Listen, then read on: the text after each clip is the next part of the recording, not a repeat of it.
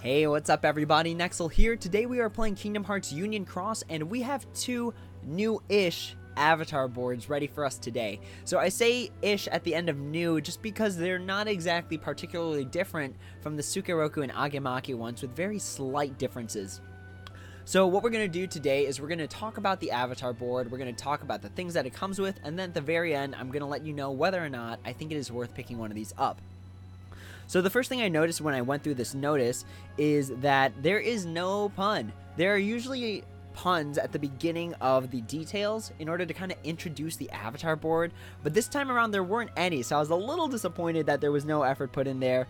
You can get one of these avatar boards for 2,500 jewels, and you have roughly 14 days to decide whether or not you want to pick them up.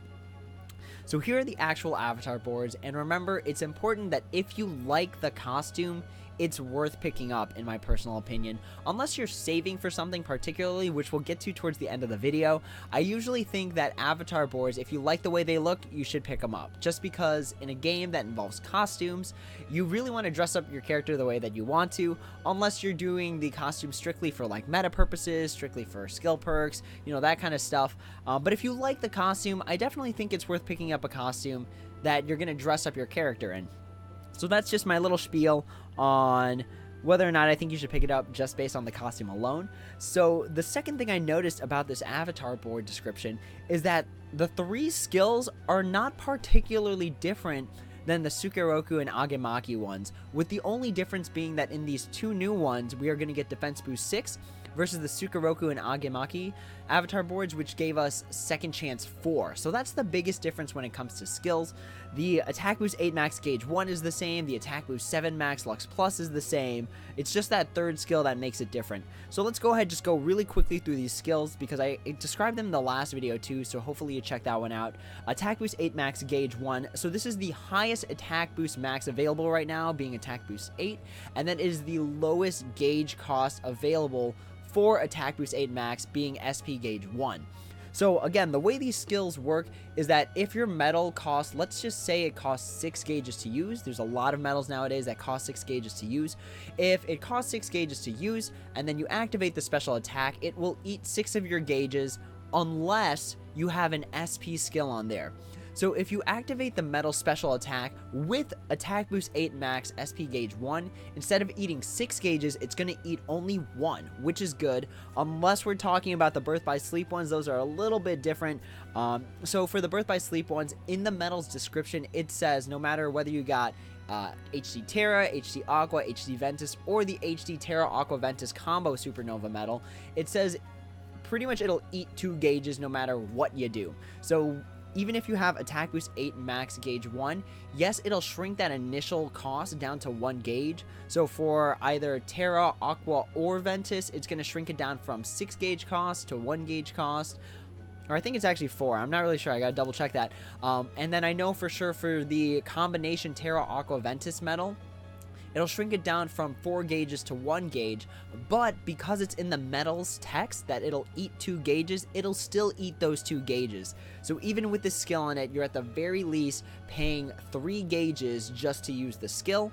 Remember that when you go into the medal, in order to activate the special attack, you have to have that initial gauge requirement. So if the medal, again, once again, costs 6 gauges to use its special attack, you have to go into that medal with 6 gauges, even if you have this skill on there, otherwise it won't activate.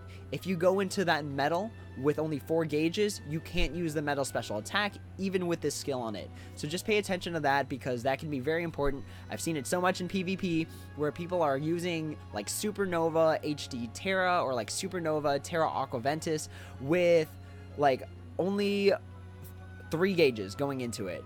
And it just doesn't activate. Or I've seen it where they've had 4 gauges and then they dropped it down to 0, and then they weren't ready for the next medal after that. So just keep in mind that that's how these gauges work. I did make a video describing what happens when you give attack boost 8 max SP gauge 1 to a medal that has a special attack activation of 0 gauges. I'll either upload that tomorrow or the day after that. But long story short, yes, it will still eat the gauge even if the medal's initial activation cost was 0 gauges, because SP Gauge 1 is on there. It will eat that one regardless. So just keep that in mind. That's important. This skill is super great for like the Birth by Sleep medals, like what I was talking about earlier. It's great for Supernova medals, especially ones like Key Art 19, Sephiroth, I believe even Riku Replica. I haven't looked into that one's skill, or I haven't memorized it yet just because I haven't used it. But just keep in mind that it's great for those because it can turn a damage medal into also a healing medal. Because as long as the gauge cost is less than 3 gauges, you are restoring 3 gauges. Because I believe in the medal's text, it says, yes, it costs 6 gauges to use, but it also restores 3 gauges. So if I slap this on my Supernova Key Art 19, it restores 3 gauges, and then if I use Attack Boost 8 Max Gauge 1, it's only consuming 1 gauge, so I'm gaining 2 total gauges. So it's honestly a good skill if you know how to use it. And if you have any questions about that, please drop down a comment below, and I will try my best to explain it.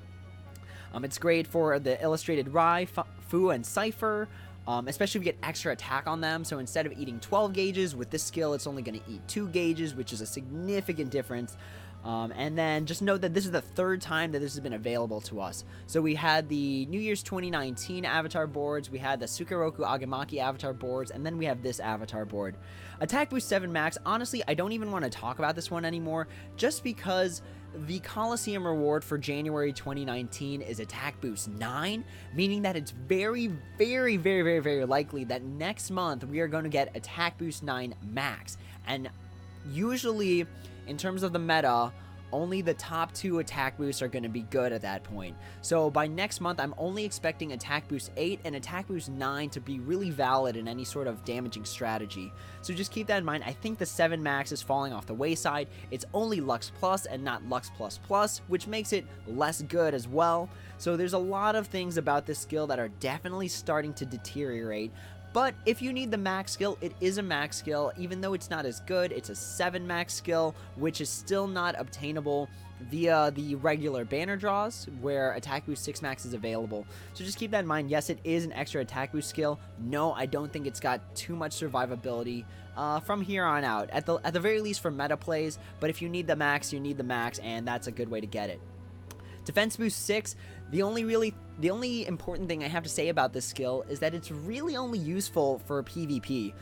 So it's pretty stable in like high tier PvP unless you're like a super whale with like ground extra strength on every one of your medals. But it can be very important for certain people to climb up the ranks just because how much it cuts the damage down. So Defense Boost 4 Max is the other staple for PvP. Defense Boost 4 Max cuts damage down to 1/8 or 12.5%, whereas Defense Boost 6 cuts that damage down from full damage to only 1/12 or 8.3% damage. So that's pretty much 4% damage less that you're eating in comparison to Defense Boost 4, which can be significant because some of these people are hitting in the hundreds of thousands of damage, and when you think of it like with those big numbers, it can go a long way not eating 4% of that. So just keep that in mind. I don't think it's really useful for events. I've very sparingly used it for actual events as opposed to using it mainly in PvP. PvP is really what turned around Defense Boost 4 for this game for a lot of people, or just the Defense Boost skill in general. So looking at the parts, we're going to get a headpiece for skill perk plus 3. This is the staple skill perk amount for any sort of headpiece. So nothing crazy right there.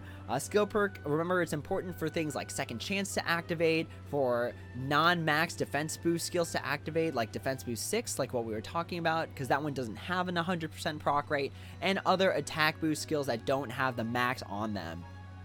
We're going to get a few additional bonuses like we normally will. We're going to get a magic gem, we are going to get a Sid 10, we're going to get 5 magic mirrors and 3 magic brooms. These extra bonuses are sort of almost not worth it at this point just because of how easy it is to obtain some of these resources. I'd argue the magic gem is still pretty good, especially for new players that need to get those gems to level up those keyblades. The Sid 10, not as relevant just because those quests are daily. The magic mirror is not as relevant because we get so many magic mirrors, especially if you're doing pulls. And then the magic brooms, not as relevant just because there's so many ways to obtain magic brooms that if you play the game long enough, it's honestly not too hard to get them. And what do I mean by it's not too hard to get them? That's what I mean. I have 103 Mickey-and brooms. That's how not hard it is to obtain these if you play the game long enough. Yes, I do buy VIP here and there, but the fact that I have 103 means that somewhere down the line, there are people that aren't, you know, they don't buy VIP, but they're still able to get a lot of magic brooms. So just keep that in mind, that like those extra resources aren't being nearly as high of a standard as they used to be. So what's my recommendation for these avatar boards? Again, if you have a passion for the costume, by all means, I think it's worth picking it up. But if you don't have a passion for them, I would completely skip this. There's very, very little reason why I would recommend someone to buy this. Kingdom Hearts 3 is literally next week. It is 7 days from now for us in global, and then it is 4 days away for people in Japan, meaning that when Kingdom Hearts 3 drops, odds are we're even gonna know what's gonna drop in Union Cross for Japan, and then we're gonna know what's dropping for us 4 days later. So if you can hold out for 4 days, I'm pretty sure we'll figure out what's gonna happen for us next week. So just keep that in mind. Kingdom Hearts 3 is a big deal. If you're only playing Union Cross and you haven't played the Kingdom Hearts series, this game has been hyped since pretty much like 2005 when Kingdom Hearts 2 came out. So it's a big deal. I'm expecting avatar boards, I'm expecting events, I'm expecting like banners to drop left and right. I'm expecting like a VIP Kyrie EX Plus, VIP Xion EX Plus. I'm expecting a lot just because the hype for Kingdom Hearts 3 is pretty much more than 3 to 4 times the length of this game's lifespan. So just keep that in mind. There's going to be a lot of stuff, at least in my opinion, that I think is going to drop next week. And I think you should save your jewels. For me personally, yeah, I know it doesn't look like I have a lot of jewels, but I haven't collected anything in my present box over the past month. So I've got a lot of stuff coming in soon. And then let's see here. So again, the reason I don't think it's really worth buying is because one of the skills, Attack Boost 7 Max, is completely about to fall off to the wayside in comparison to Attack Boost 9. Again, we're getting Attack Boost 9 in this Coliseum, so next month I'm expecting Attack Boost 9 Max with some sort of skills to thrill deal with Attack Boost 8 Max, something like that. So with that being said, that is my analysis of this avatar board. If you have any questions, comments, or concerns, I know playing around, you really have to play around with the 8 Max Gauge 1 to really get the grip of it. But if you have any questions about like the skills, what I'm expecting next week, things like that, drop a comment below and I'd be happy to answer when I have the time. But as always, everyone, until next time, take it easy.